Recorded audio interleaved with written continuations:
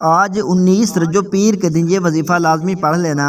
آپ کی ہر دعا قبول ہوگی، آپ کی ہر حاجت پوری ہوگی، رب کریم سے جو مانگو گے منہ سے نکلی ہر بات پوری ہوگی۔ خدارا یہ موقع ضائع مت کرنا۔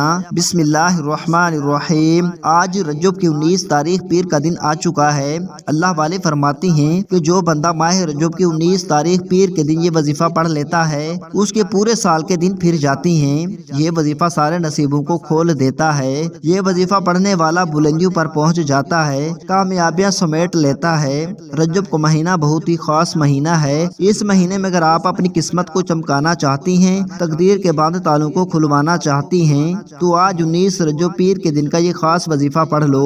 اگر آپ بھی رجب کے مہینے میں ایک نئی زندگی کا آغاز کرنا چاہتی ہیں، ایک ایسی زندگی جس میں نہ کبھی کسی کے سامنے جھکنا پڑے، نہ کبھی کسی کے سامنے ہاتھ پھیلانے پڑیں، تو آج اس خاص وظیفے کو بتائے گئے طریقے اور ترتیب سے صرف ایک بار پڑھ لو۔ جو بندہ آج یہ عمل پڑھ لے گا، اللہ پاک اس کی زندگی کو خوشیوں سے بھر دے گا، اس کی زندگی سے مشکلات کو، پریشانیوں کو نکال کر ایک نئی زندگی کا آغاز کر دے گا۔ ایک ایسی زندگی جس میں ہر قدم پر کامیابیاں مقدر ہو جائیں، جس میں نہ رزق کی تنگی ہو، نہ بیماریاں ہوں، نہ پریشانیاں ہوں، نہ کبھی کسی کے سامنے جھکنا پڑے اور نہ ہی کبھی کسی کے سامنے ہاتھ پھیلانے پڑیں، تو اس سے بڑھ کر اور کیا چاہتی ہو۔ آج 19 رجب پیر کے دن یہ وظیفہ پڑھنا بہت ضروری ہے۔ اگر میرا باس چلتا میں آپ میں سے ہر ایک کو بازو سے پکڑ کر مصلی پر بٹھاتا اور کہتا کہ آج کا یہ خاص وظیفہ ضرور پڑھ لو، کیونکہ 19 رجب پیر کا دن برکت والا دن ہے، عظمت والا دن ہے، قبولیت والی گھڑیاں ہیں۔ یہ موقع ہاتھ سے مت جانے دینا۔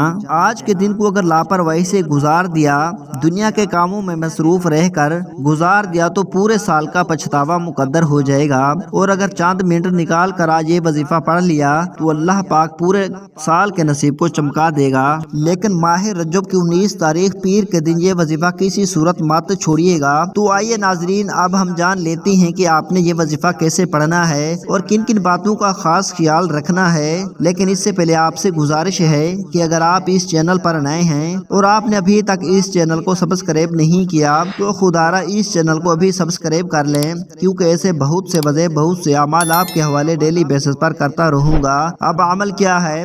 آج 19 رجب پیر کے دن جب آپ کو وقت مل جائے، باوضو مصلی پر بیٹھ کر آپ نے سب سے پہلے اللہ کے حبیب صلی اللہ علیہ وسلم کی ذات اقدس پر 3 بار درود پاک پڑھنا ہے۔ درود پاک آپ کوئی سا بھی پڑھ سکتے ہیں۔ آپ مختصر اور آسان سا درود صلی اللہ علیہ وسلم پڑھ لیں یا صلی اللہ علی محمد پڑھ لیں۔ بہتر یہ ہے کہ آپ نماز والا درود ابراہیمی پڑھ لیں، کیونکہ درود ابراہیمی کی فضیلت سب سے زیادہ ہے۔ درود ابراہیمی ایک بار ثواب کی نیت سے میرے ساتھ بھی پڑھیے گا۔ اللہم صلی علی محمد وعلی آل محمد کما صلیت علی ابراہیم وعلی آل ابراہیم انک حمید مجید۔ اللہم بارک علی محمد وعلی آل محمد کما بارکت علی ابراہیم وعلی آل ابراہیم انک حمید مجید۔ 3 بار درود پاک پڑھتے ساتھ ہی فوری طور پر آپ نے اپنے خاص مقصد کی حاجت کی نیت کرنی ہے۔ آپ اپنا مقصد ذہن میں رکھیں۔ اگر آپ مقروض ہیں، قرض سے خلاصی کے لیے پڑھ لیں۔ اگر آپ بیمار ہیں تو بیماریوں سے شفا کے لیے پڑھ لیں۔ اگر آپ جوان بیٹیوں کے رشتوں کی وجہ سے پریشان ہیں تو ماں باپ پڑھ لیں یا بیٹیاں خود پڑھ لیں، بہترین رشتوں کے اسباب بن جائیں گے۔ اس کے علاوہ اگر آپ میں سے کوئی جوان بے روزگار بیٹھا ہے، روزگار ملتا نہیں ہے، بڑی بڑی سفارشیں کروا لی، آپ نے رشوت تک بھی دے لی، لیکن پھر بھی آپ کے معاملات میں آسانی نہیں ہو رہی، تو اس خاص مقصد کی نیت کر لیں۔ آپ کا جو بھی مقصد ہے، جو بھی حاجت ہے، اپنے مقصد کی نیت کرتے ساتھ ہی فوری طور پر آپ نے ایک بار اعوذ باللہ من الشیطان الرجیم بسم اللہ الرحمن الرحیم پڑھ کر وظیفے کا آغاز کرنا ہے۔ تعوذ اور تسمیہ پڑھنے سے تمام شیاطینی اثرات ختم ہو جاتے ہیں، اور جس کام کے شروع میں تعوذ اور تسمیہ پڑھ لیا جاتا ہے اس میں برکت ہوتی ہے، اس میں خیر ہوتی ہے، اس میں سلامتی ہوتی ہے۔ جب آپ نے اپنے تمام مقاصد کی نیت کر لی، تعوذ اور تسمیہ پڑھ لیا، تو اب آپ نے فوری طور پر اپنی آنکھوں کو بند کرنا ہے اور پوری توجہ اور دھیان کے ساتھ اپنے مقصد کو ذہن میں رکھتے ہوئے سب سے پہلے نمبر پر جو وظیفہ آپ نے پڑھنا ہے وہ وظیفہ اللہ رب العالمین کے 2 ناموں کا وظیفہ ہے، جنہیں پڑھتے ساتھ ہی ہر حاجت پوری ہو جاتی ہے۔ آج ہر بندہ سوچتا ہے کہ کاش کبھی میرے پاس اتنا رزق ہو، دولت ہو، بڑی بڑی گاڑیاں ہوں، بڑا گھر ہو، نرینہ اولاد ہو۔ تو آج یا حی یا قیوم پڑھتے دوران رب کریم سے وہ مانگیے گا جو آپ کو ناممکن لگتا ہے۔ یا حی یا قیوم کا وظیفہ آپ کی نسلوں کو رزق اور دولت سے مالا مال کر دے گا۔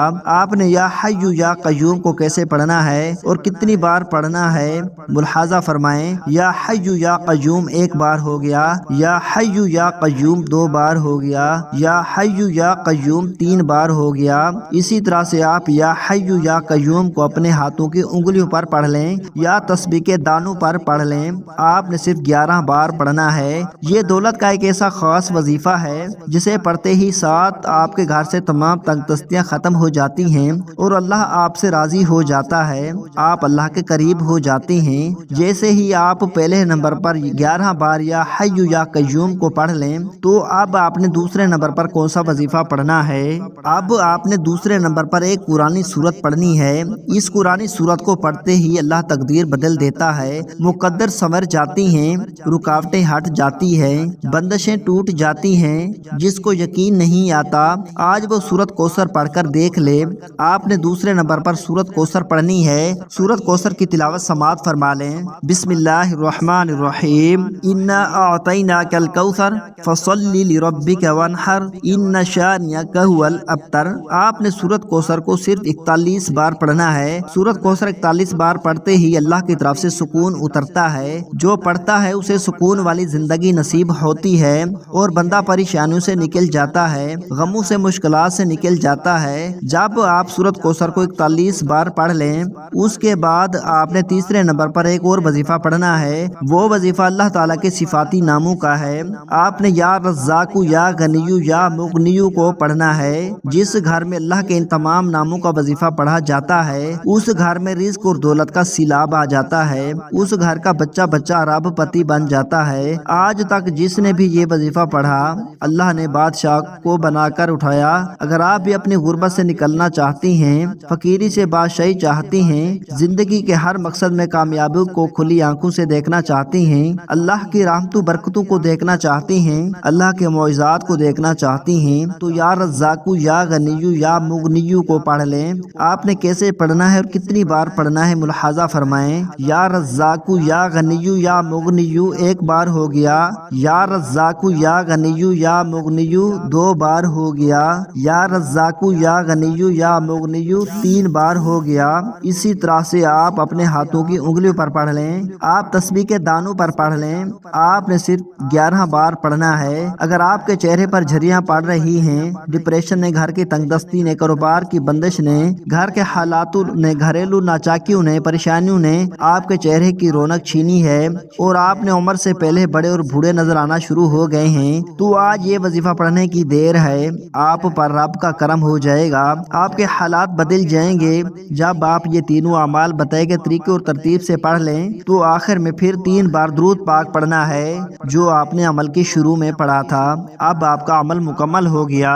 اب دونوں ہاتھ اٹھا کر رو رو کر گڑ گڑا کر اللہ سے دعا مانگیں۔ جو دعا مانگنا چاہتی ہیں، جتنا مانگنا چاہتی ہیں، جیسا مانگنا چاہتی ہیں، آپ لوگ مانگ مانگ کر تھک جائیں گے لیکن میرے رب کے خزانے بہت وسیع و عریض ہیں۔ جب وہ دینے پر آتا ہے نہ ہی شکلیں دیکھتا ہے نہ ہی اعمال دیکھتا ہے، وہ چھپڑ پاڑ کر عطا فرما دیتا ہے۔ آپ نے بھی اپنی اوقات دے کر نہیں بلکہ اپنے رب کی شان دیکھ کر مانگنا ہے۔ میرا رب بہتر نہیں بہترین سے نوازے گا انشاءاللہ۔ دعا ہے کہ رب کریم میرا سنانا اور آپ کا سننا اپنی پاک بارگاہ الہی میں قبول و منظور فرمائے، جو مانگا مقدر فرمائے، جو نہیں مانگ سکے بن مانگے عطا فرمائے، آمین۔ ناظرین، اپنے رزق میں برکت اور وسعت کے لیے اللہ تعالیٰ کے 99 ناموں میں سے کوئی ایک نام کومنٹ میں ضرور لکھیں۔ جزاک اللہ خیرہ۔ اللہ تعالیٰ ہم سب کا حامی و ناصر ہو۔ اللہ حافظ۔